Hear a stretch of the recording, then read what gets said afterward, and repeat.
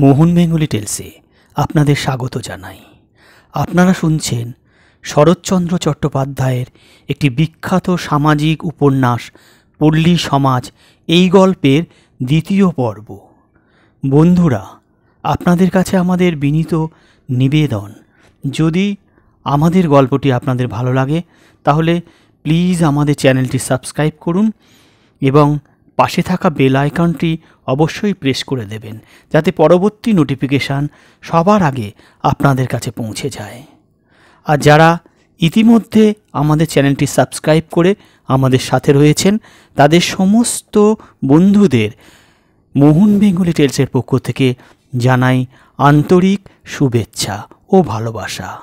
শুরু হচ্ছে মোহনস বেঙ্গলি টেলসের আজকের নিবেদন, শরৎচন্দ্র চট্টোপাধ্যায়ের একটি বিখ্যাত উপন্যাস পল্লী সমাজ, এই উপন্যাসের দ্বিতীয় পর্ব।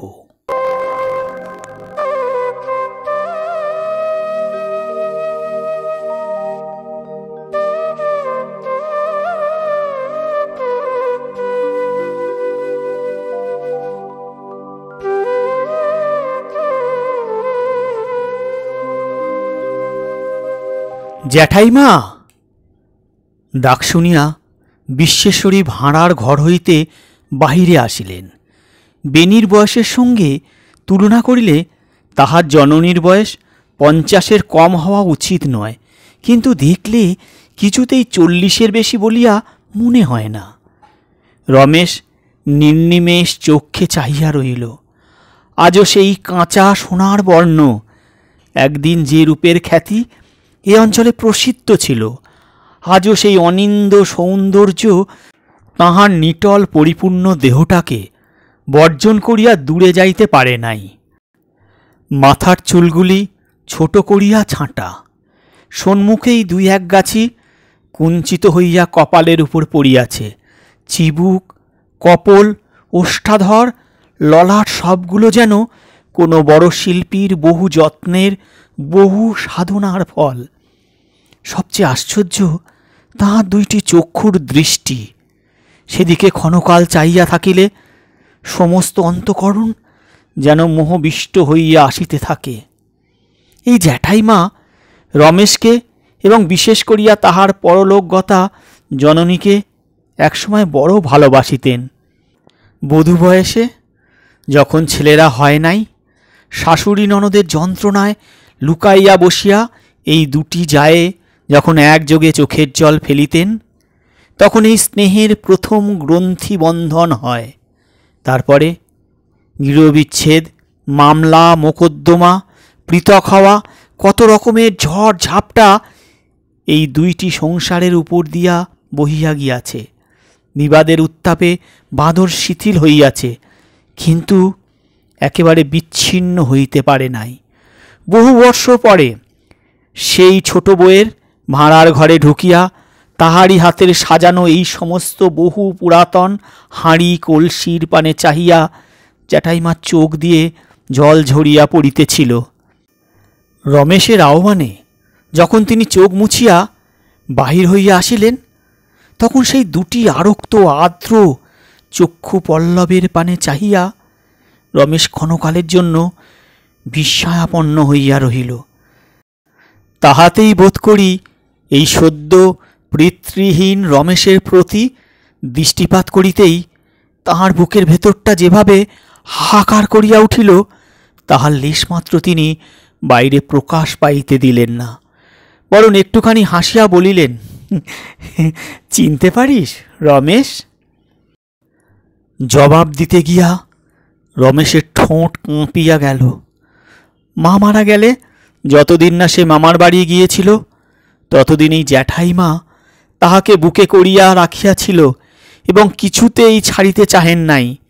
সেও মনে পড়িল এবং এও মনে হইল, সেদিন ও বাড়িতে গেলে জ্যাঠাইমা বাড়ি নাই বলিয়া দেখা পর্যন্ত করে নাই। তারপর রমাদের বাড়িতে বেনির সাক্ষাতে এবং অসাক্ষাতে তাহার মাসির নিরতিশয় কঠিন তিরস্কারে সে নিশ্চয়ই বুঝিয়া আসিয়াছিল, এ গ্রামে আপনার বলিতে তাহার আর কেহ নাই।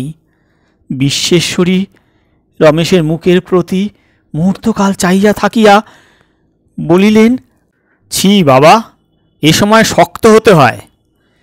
তাহার কণ্ঠস্বরে কোমলতার আভাস মাত্র যেন ছিল না। রমেশ নিজেকে সামলাইয়া ফেলিলেন। সে বুঝিল, যেখানে অভিমানের কোনো মর্যাদা নাই, সেখানে অভিমান প্রকাশ পাওয়ার মতো বিড়ম্বনা সংসারে অল্পই আছে। কহিল, শক্ত আমি হয়েছি জ্যাঠাইমা, তাই যা পারতুম নিজেই করতুম, কেন তুমি আবার এলে? জ্যাঠাইমা হাসিলেন, কহিলেন, তুই তো আমাকে ডেকে আনিসনি রমেশ, যে তোকে আমি কৈফিয়ত দেব। তা শোন বলি, কাজকর্ম হবার আগে আর আমি ভাড়ার থেকে খাবার টাবার কোনো জিনিস বার হতে দেব না। যাবার সময় ভাড়ারের চাবি তোর হাতেই দিয়ে যাব, আবার কাল এসে তোর হাত থেকে নেব, আর কারুর হাতে দিস নে যেন। হ্যাঁ রে, সেদিন তোর বড়দার সঙ্গে দেখা হয়েছিল? প্রশ্ন শুনিয়া রমেশ দ্বিধায় পড়িল। সে ঠিক বুঝিতে পারিল না তিনি পুত্রের ব্যবহার জানেন কি না। ভাবিয়া কহিল, হ্যাঁ, বড়দা তখন তো বাড়িতে ছিলেন না। প্রশ্ন করিয়াই জ্যাঠাইমার মুখের উপর একটা উদ্বেগের ছায়া আসিয়া পড়িল। রমেশ স্পষ্ট দেখিতে পাইল, তাহার এই কথায় যেন ভাবটা যেন কাটিয়া গিয়া মুখখানি প্রসন্ন হইয়া উঠিল। হাসি মুখে সস্নেহে অনুযোগের কণ্ঠে বলিল, আমার কপাল, এই বুঝি? হ্যাঁ রে, দেখা হয়নি বলে কি আর যেতে নেই? আমি জানি রে, সে তোদের উপর সন্তুষ্ট নয়, কিন্তু তোর কাজ তো তোর করা চাই। যা, একবার ভালো করে বলগে যা রমেশ। সে বড় ভাই, তার কাছে হেঁট হতে তোর কোনো লজ্জা নেই। তাছাড়া এটা মানুষের এমন দুঃসময় বাবা, যে কোনো লোকের হাতে পায়ে ধরে মিটমাট করে নিলেও লজ্জা নেই। লক্ষ্মী মানিক আমার, যা একবার, এখন বোধহয় সে বাড়িতে আছে। রমেশ চুপ করিয়া রহিল। এই আগ্রহতিশয্যের যেহেতু তাহার কাছে সুস্পষ্ট হইল না, মনে হইতে সংশয়ও ঘুচিল না। বিশ্বেশ্বরী আরও কাছে সরিয়া আসিয়া মৃদুস্বরে কহিলেন, বাইরে যারা বসে আছেন তাদের আমি তোর চেয়ে ঢের বেশি জানি, তাদের কথা শুনিস নে। আয় আমার সঙ্গে, তোর বড়দার কাছে একবার যাবি চল। রমেশ ঘাড় নাড়িয়া বলিল, না জ্যাঠাইমা, সে হয় না। আর বাইরে যারা বসে আছেন তাঁরা যাই হন, তাঁরাই আমার সকলের চেয়ে আপনার। সে আর কি কি বলিতে যাইতেছিল, কিন্তু হঠাৎ জ্যাঠাইমার মুখের প্রতি লক্ষ্য করিয়া সে মহাবিস্ময়ে চুপ করিল। তাহার মনে হইল জ্যাঠাইমার মুখখানি যেন সহসা চারিদিকের সন্ধ্যার চেয়েও বেশি মলিন হইয়া গেল। খানিক পরে তিনি একটা দীর্ঘ নিঃশ্বাস ফেলিয়া বলিলেন, আচ্ছা, তবে তাই। যখন তার কাছে যাওয়া হতেই পারে না, তখন আর সে নিয়ে কথা কয়ে কি হবে? যা হোক, তুই কিছু ভাবিসনি বাবা, কিছুই আটকাবে না। আমি আবার খুব ভোরেই আসব বলিয়া বিশ্বেশ্বরী খিড়কির দ্বার দিয়া ধীরে ধীরে বাহির হইয়া গেলেন। বেনির সহিত রমেশের ইতিমধ্যে দেখা হইয়া যে একটা কিছু হইয়া গিয়াছে তাহা তিনি বুঝিলেন। তিনি যে পথে গেলেন সেই দিকে চাহিয়া কিছুক্ষণ নিঃশব্দে দাঁড়াইয়া থাকিয়া রমেশ ম্লান মুখে যখন বাহিরে আসিলেন, তখন গোবিন্দ ব্যগ্র হইয়া জিজ্ঞাসা করিল, বাবাজি, বাবাজি, বড়গিন্নি এসেছিলেন না? রমেশ ঘাড় নাড়িয়া বলিল, হ্যাঁ। শুনলুম ভাড়ার ঘর বন্ধ করে চাবি নিয়ে গেলেন না? রমেশ তেমনি মাথা নাড়িয়া জবাব দিল, কারণ অবশেষে কি মনে করিয়া তিনি যাইবার সময় ভাঁড়ারের চাবি নিজেই লইয়া গিয়াছিলেন। গোবিন্দ কহিল, দেখলে ধর্মদাসদা, যা বলিছি তাই।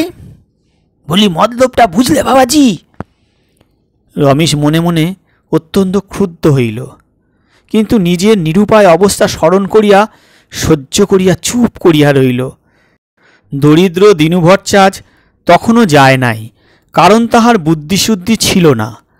ছেলেমেয়ে লইয়া যাহার দয়ায় পেট ভরিয়া সন্দেশ খাইতে পাইয়াছিল, তাহাকে আন্তরিক দুটো আশীর্বাদ না করিয়া সকলের সম্মুখে উচ্চকণ্ঠে তাহার সাতপুরুষের স্তব স্তুতি না করিয়া আর ঘরে ফিরিতে পারিতেছিলেন না। সে ব্রাহ্মণ নিরীহভাবে বলিয়া ফেলিল, এ মতলব বোঝা শক্ত কি ভায়া? তালা বন্ধ করে চাবি নিয়ে গেছেন, তার মানে ভাড়ার আর কারো হাতে না পড়ে, তিনি সমস্তই জানেন। গোবিন্দ বিরক্ত হইয়াছিল, নির্বোধের কথায় জ্বলিয়া উঠিল। তাহাকে একটা ধমক দিয়া কহিল, আহ, বোঝো না সোজো না, তুমি কথা কাও কেন বলো তো? তুমি এসব ব্যাপারে কি বোঝো যে মনে করতে এসো? ধমক খাইয়া দিনুর নির্বুদ্ধিতা আরও বাড়িয়া গেল। সেও উষ্ণ হইয়া জবাব দিল, আরে এতে বোঝাবুঝির আছে কোনখানে? শুনছ না, গিন্নিমা স্বয়ং এসে ভাড়ার বন্ধ করে চাবি নিয়ে গেছেন, ইয়েতে কথা কইবে আবার কে? গোবিন্দ আগুন হইয়া কইলেন, ঘরে যাও ভট্টাচার্য, যে জন্য ছুটে এসেছিলে গোষ্ঠী শুদ্ধ মিলে খেলে বাঁধলে, আর কেন? ক্ষীরমোহন পরশু খেও, আজ হবে না। এখন যাও, আমাদের ঢের কাজ আছে, বুঝলে? দিনু লজ্জিত ও সংকুচিত হইয়া পড়িল। রমেশ ততোধিক কুণ্ঠিত ও ক্রুদ্ধ হইয়া উঠিল। গোবিন্দ আরও কি বলিতে যাইতেছিল, কিন্তু সহসা রমেশের শান্ত অথচ কঠিন কণ্ঠস্বরে থামিয়া গেল। আপনার হলো কি গাঙ্গুলে মশাই? যাকে তাকে এমন খামোকা অপমান করছেন কেন? গোবিন্দ ভর্ষিত হইয়া প্রথমটা বিস্মিত হইল, কিন্তু পরক্ষণেই শুষ্ক হাসি হাসিয়া বলিল, অপমান আবার কাকে করলুম বাবাজি? ভালো ভালো, ওকে জিজ্ঞাসা করে দেখো না সত্যি কথা বলেছি কি না। ও ডালে ডালে বেড়ায় তো, আমি পাতায় পাতায় ফিরি যে। দেখলে ধর্মদাসদা, দিনে বামনাটার স্পর্ধা।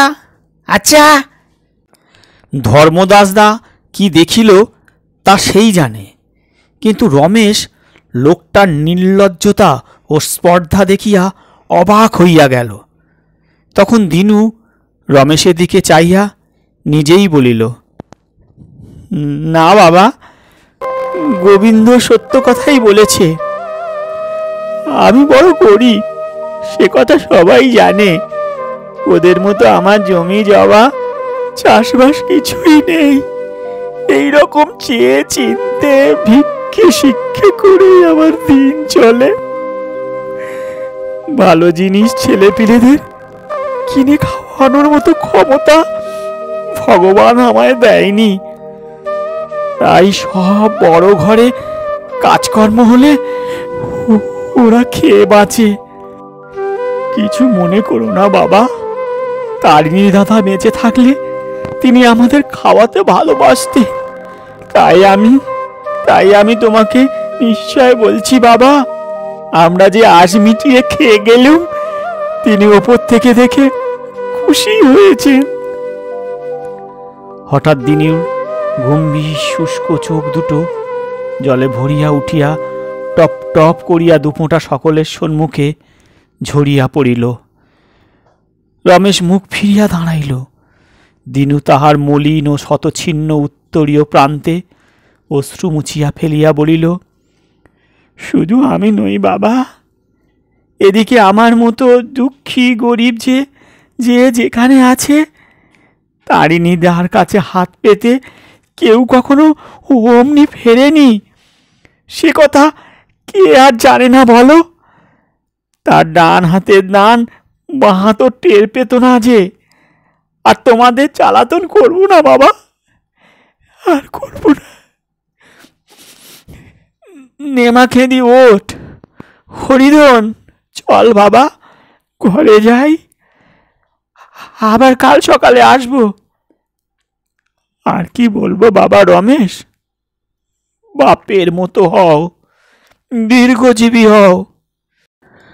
রমেশ তাহার সঙ্গে আসিয়া আর্দ্রকণ্ঠে কহিল, ভট্টাচার্য মশাই, এই 2-3 দিন আমার ওপর দয়া রাখবেন। আর বলতে সংকোচ হয়, কিন্তু এ বাড়িতে হরিধনের মায়ের পায়ের ধুলো পড়ে তো ভাগ্য বলে মনে করব। ভট্টাচার্য মশাই ব্যস্ত হইয়া নিজের 2 হাতের মধ্যে রমেশের 2 হাত চাপিয়া ধরিয়া কাঁদো কাঁদো হইয়া বলিল, আমি বড় দুঃখী বাবা রমেশ। আমাকে আমাকে এমন করে বললে যে লজ্জায় মরে যাই। ছেলে মেয়েদের সঙ্গে করিয়া বৃদ্ধ ধীরে ধীরে চলিয়া গেল।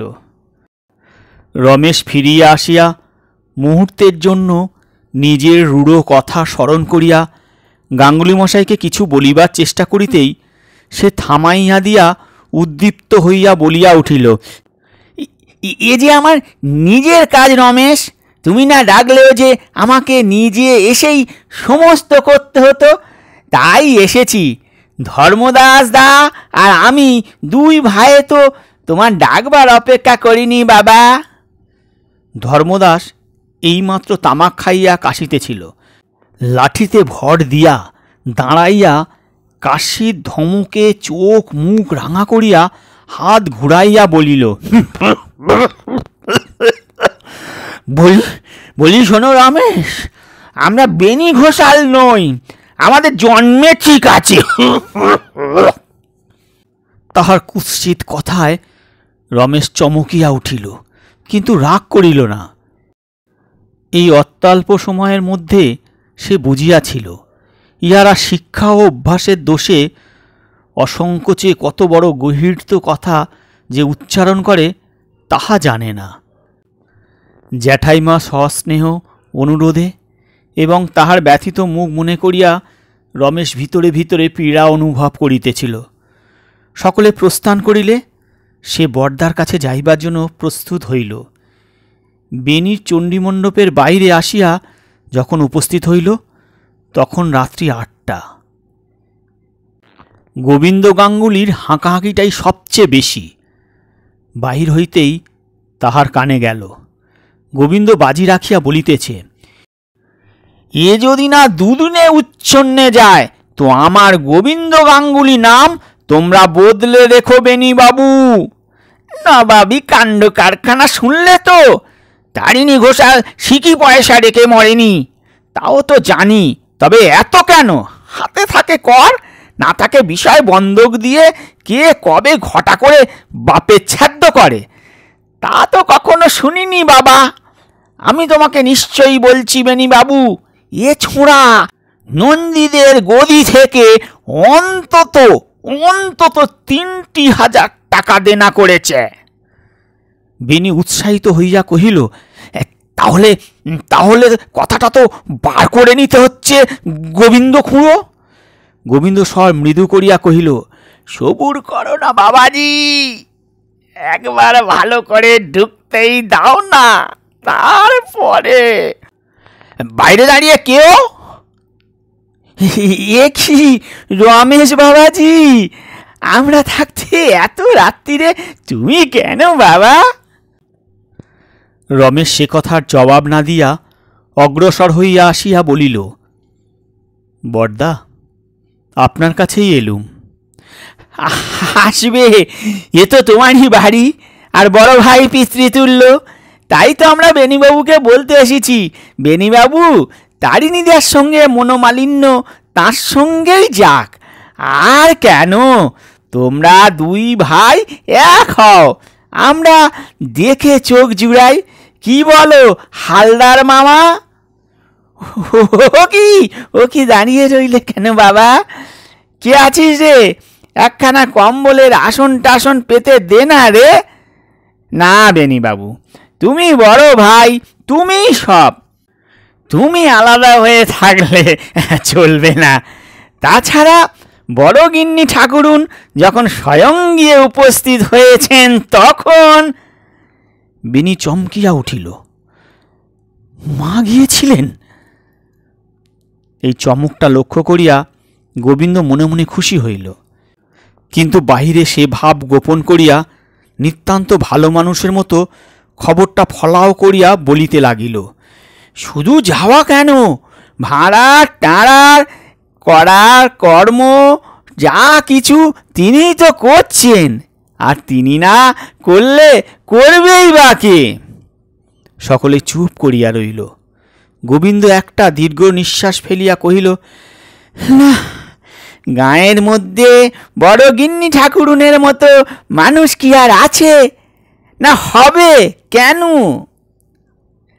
না বেণীবাবু, সামনে বললে খোসামত করা হবে, কিন্তু যে যাই বলুক, গায়ে যদি লক্ষ্মী থাকেন তো সে তোমার মা, এমন মা কি কারুর হয়? বলিয়া পুনশ্চ একটা দীর্ঘ নিঃশ্বাস ত্যাগ করিয়া গম্ভীর হইয়া রহিলেন। বেণী অনেকক্ষণ চুপ করিয়া থাকিয়া অস্ফুটে কইল, আচ্ছা। গোবিন্দ চাপিয়া ধরিল, শুধু আচ্ছা নয় বেণীবাবু, শুধু আচ্ছা নয়, যেতে হবে, করতে হবে, সমস্ত ভার তোমার উপরে। ভালো কথা, সবাই আপনারা তো উপস্থিত আছেন, নেমন্তন্নটা কীরকম করা হবে একটা ফর্দ করে ফেলা হোক না কেন? কি বলো রমেশ বাবাজি, ঠিক কথা কি না হালদার মামা? এই ধর্মদাস দা, চুপ করে রইলে কেন? কাকে বলতে হবে, কাকে বাদ দিতে হবে, জানো তো সব। রমেশ উঠিয়া দাঁড়াইয়া সহজ বিনীত কণ্ঠে বলিল, বরদা, একবার পায়ের ধুলো যদি দিতে পারেন। বেণী গম্ভীর হইয়া কহিল, মা যখন গেছেন তখন আমার যাওয়া না যাওয়া। কি বলো গোবিন্দ খুঁড়ো? গোবিন্দ কথা কইবার পূর্বেই রমেশ বলিল, আপনাকে আমি পীড়াপিড়ি করিতে চাই না বরদা, যদি সুবিধা হয় একবার দেখে শুনে আসবেন। বেণী চুপ করিয়া রহিল। গোবিন্দ কি একটা বলিবার চেষ্টা করিতেই রমেশ উঠিয়া চলিয়া গেল। তখন গোবিন্দ বাইরের দিকে গলা বাড়াইয়া দেখিয়া ফিস ফিস করিয়া বলিল, দেখলে দেখলে বেণীবাবু, কথার ভাবখানা। বেণী অন্যমনস্ক হইয়া কি ভাবিতেছিল, কথা কহিল না। পথ চলিতে চলিতে গোবিন্দর কথাগুলো মনে করিয়া রমেশের সমস্ত মন ঘৃণায় পরিপূর্ণ হইয়া উঠিল। সে অর্ধেক পথ হইতে ফিরিয়া আসিয়া সেই রাত্রেই আবার বেণী ঘোষালের বাড়ির ভিতরে প্রবেশ করিল।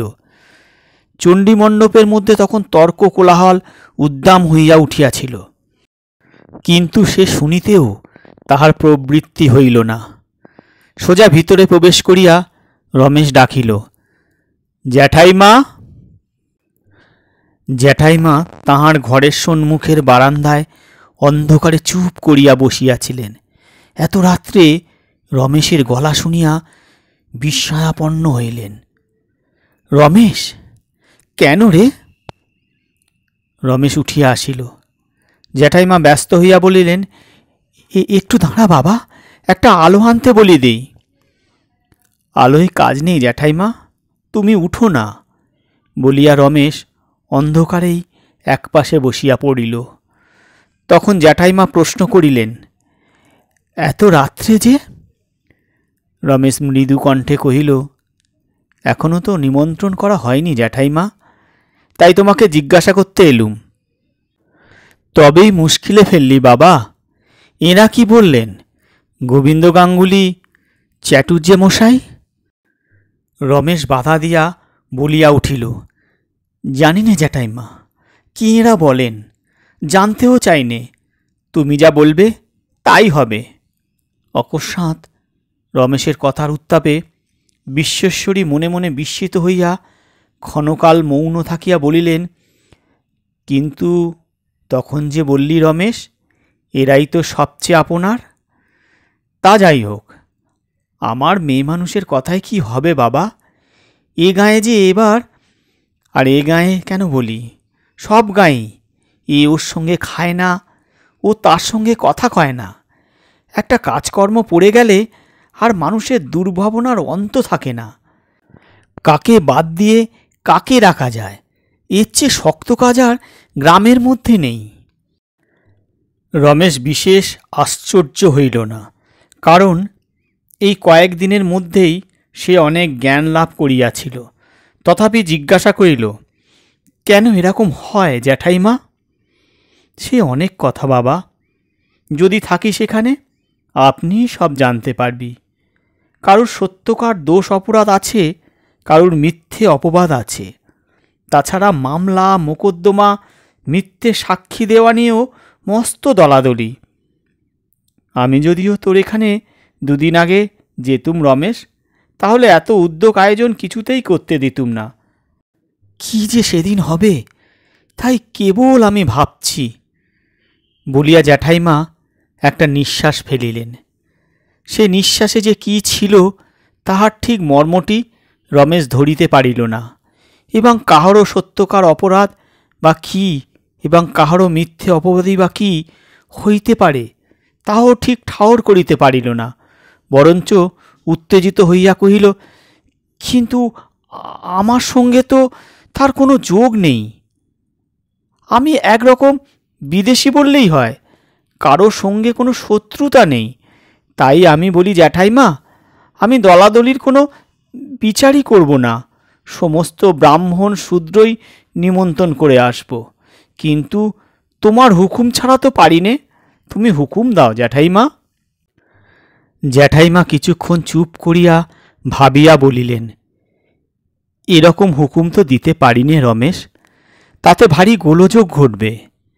তবে তোর কথাও যে সত্যি নয় তাও আমি বলি নে, কিন্তু এও ঠিক সত্যি মিথ্যের কথা নয় বাবা।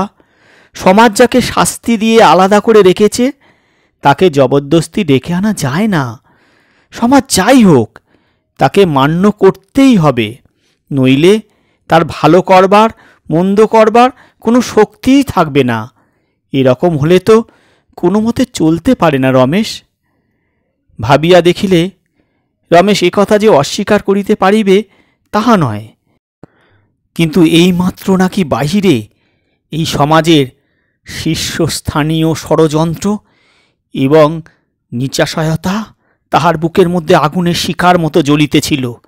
তাই সে তৎক্ষণাৎ ঘৃণা ভরে বলিয়া উঠিল, এ গাঁয়ের সমাজ বলতে ধর্মদাস, গোবিন্দ, এরা তো, এমন সমাজের এক বিন্দু ক্ষমতাও না থাক, সেই তো ঢের ভালো জ্যাঠাইমা। জ্যাঠাইমা রমেশের উষ্ণতা লক্ষ্য করিলেন, কিন্তু শান্ত কণ্ঠে বলিলেন, শুধু এরা নয় রমেশ, তোমার বড়দা বিনিও সমাজের একজন কর্তা। রমেশ চুপ করিয়া রহিলেন। তিনি পুনরপি বলিলেন, তাই আমি বলি, এদের মদ নিয়ে কাজ করো গে রমেশ। সবেমাত্র বাড়িতে পা দিয়ে এদের বিরুদ্ধতা করা ভালো নয়।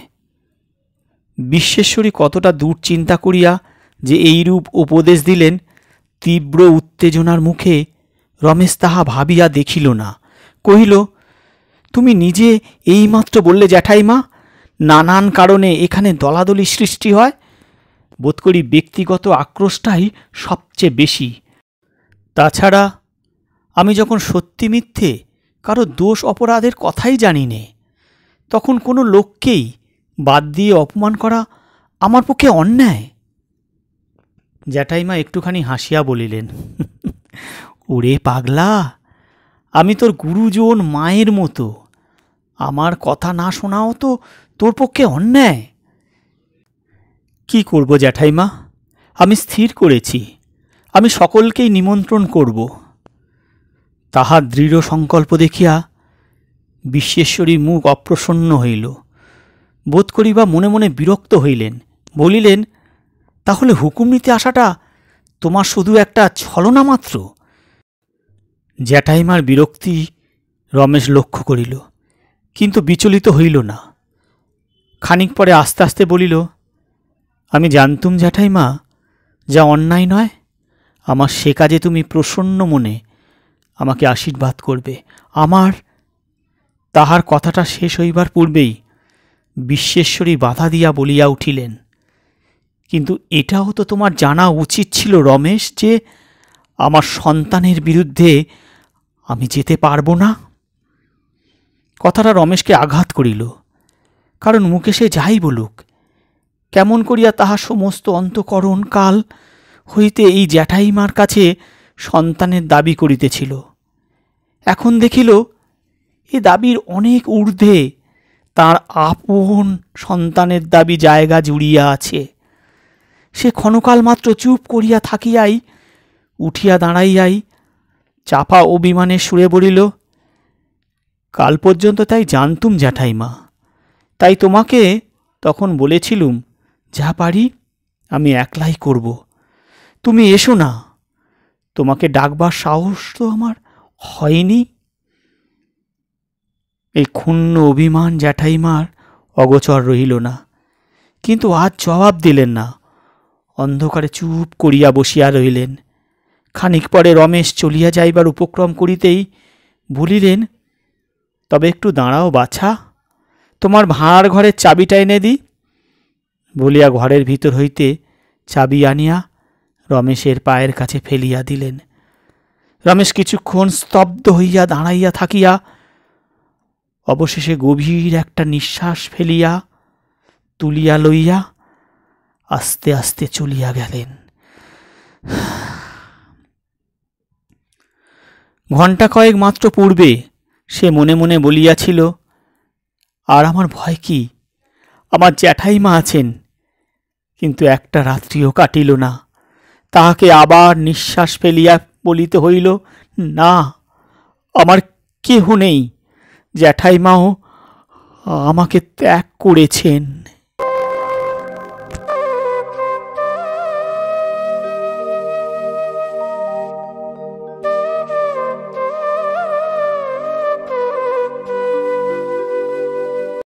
শেষ হলো মোহন বেঙ্গলি টেলসের আজকের নিবেদন অমর কথাশিল্পী শরৎচন্দ্র চট্টোপাধ্যায়ের পল্লী সমাজ উপন্যাসের দ্বিতীয় পর্ব।